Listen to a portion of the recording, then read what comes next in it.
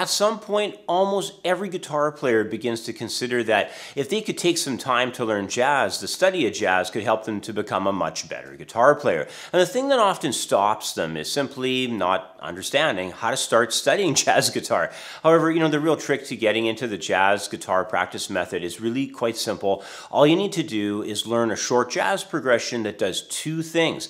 It has to demonstrate the important chords that are used in jazz, and number two, it has to help you develop the swing feel, since that's so vital to the overall development of the rhythm in this style. Now, in this week's Guitar Blog Insider, I'm going to cover all of these ideas, and when we're done, you'll have your first jazz tune to practice that'll hopefully lead you to learning many more jazz songs and jazz riffs in the future.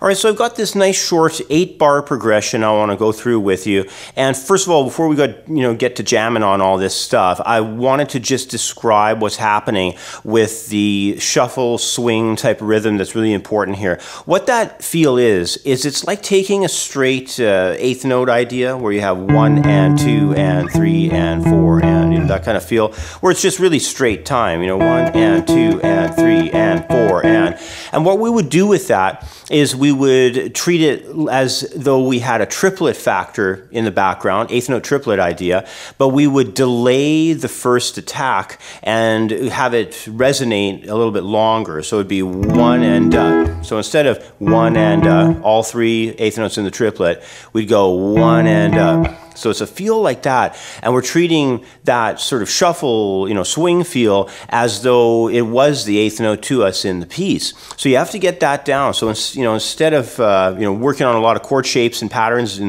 the start of your practice session, start working on the feel of the swing rhythm. To get that down first. So it's not 1 and 2 and. I'm just taking an E7th chord here. So I'm not going straight time like that. 1 and 2 and. I'm in the back of my mind. I'm thinking about triplets. So 1 and 2, 3 and 4 and 1.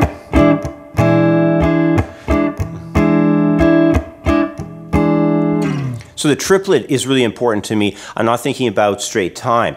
Get that feel down first. Try and move it between a couple of chords, and then you can start going across your neck with all these chord changes that I have for you in this riff. Now, what this riff is doing, as you probably noticed when I first started it, I was taking if you're familiar with my curriculum in the intermediate guitar program, a pattern number 2 E major shape. So the octaves go between 5th string and 3rd string.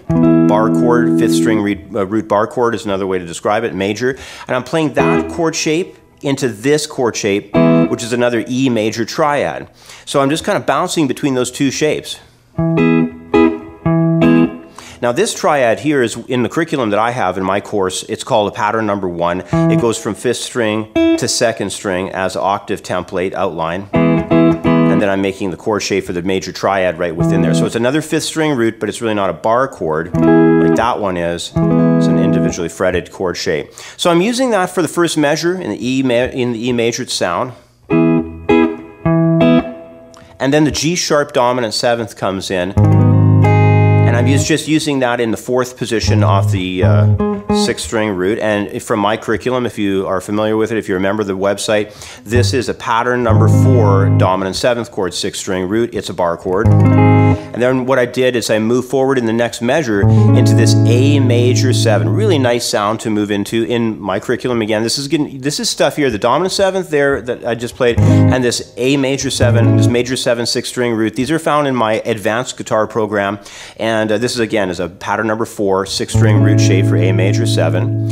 And then up from there we move into the diminished 7th chord. Now for a lot of people this is kind of a foreign chord. What I'm doing is I'm barring across the 5th fret to create this A sharp diminished 7th, fully diminished if you're familiar with your diminished formats. So I'm up off the A sharp here, 6th fret of the 6th string, and then I've got middle finger there barring with index, and I've got my ring finger taking over here off this C sharp tone. So it's funny kind of a funny fingering. You have to get used to it a little bit. And then from there, what we're going to do is go back to that original E major. And then we're going to go down here to this C sharp minor 7 chord. Again, this is from my advanced guitar program. This is a 5th string root, pattern number 2, minor 7. Bar chord again. And then we're going to shoot down the neck to a minor 7. Here's an F sharp minor 7. I'm doing it with the middle finger and the 3rd finger laying flat. Now you could of course bar that as well. There's another option for that one, but I was playing it like this. So middle finger and the 3rd finger flattened out across 4th, 3rd, and 2nd strings. And then I'm just doing a really basic B dominant 7th chord. If you're familiar with my curriculum, that's found in the introductory guitar program. It's just part of the batch of open position chords. So that B7, and then we're going to do something really interesting at the end, just to kind of spice it up and jazz it up a little at the end. I'm going to go back to that pattern number 2 E major bar chord, and then I'm going to create a chromatic line that's going to move along the 4th string, G sharp A sharp B. That's going to take me to this B dominant 7th chord in the 7th position. That's a pattern number 4 from my curriculum. Now, when we move along those chord shots, what we're going to do is maintain these 2 notes here. It's a 3rd string and 2nd string, 9th fret notes. So in the case there, we've got the E, and then we've also got this G sharp. So we've got those 2 notes making a nice major sound for E, and then we're just going to move along that 4th string, then grab into an octave of B, and that's how we're going to wrap up the 8-bar progression. So in measure 7, we're going to stomp on that E, pattern number 2, 5th string root major bar chord, move forward through those other shapes that are chromatic off 4th string, get to the B, and then do the octave jump there from 4th string over to the 6th string. Wrap things up on that B dominant 7th, and then we're done all 8 bars. So nice and slowly here, let me work through all those changes for you from the top.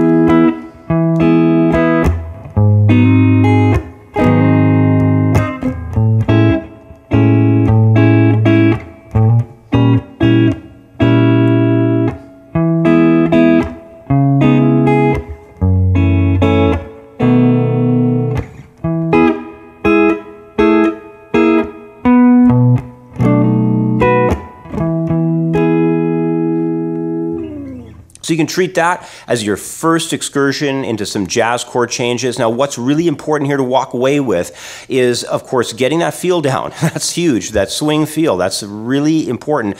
And then aside from that, another element that's really important is the shapes that we have here. We've got some shapes for dominant 7th. We've got some shapes for major 7. Ideas happening for minor 7 and, you know, the fully diminished chord, that A sharp diminished 7th. You know, so there's a lot going on there. There's some triads for that E. I showed you a couple different shapes for that one. And, you know, the important thing here is voicings. These are referred to as arrangement of notes on the neck for these different ideas. Like, a lot of people know E chord down here, but you got to understand that there's a lot more E chords on the neck. There's one right here, there's one here, there's one over here, there's one that you can do as a bar up there, there's the upper extension of that on the top 4 strings. So, you know, you've got to understand your neck and get as familiar as possible. Now, I just did these changes here with one group of voicings, and we sort of stuck to those and, you know, held true on them. But I would highly suggest that you try another batch of voicings as well. If you have a piece like this as sort of a practice tune, always try and get at least 2 ways to develop it across the frets of your fingerboard, and that way you'll really get some nice voices together. You know, each one of these chords you could dream up of other voicings. You know, that second measure chord of G sharp dominant 7th. Well, there's a G sharp dominant 7th off 4th string over here. You know, there's another one that's going to be found up over here in the 9th position.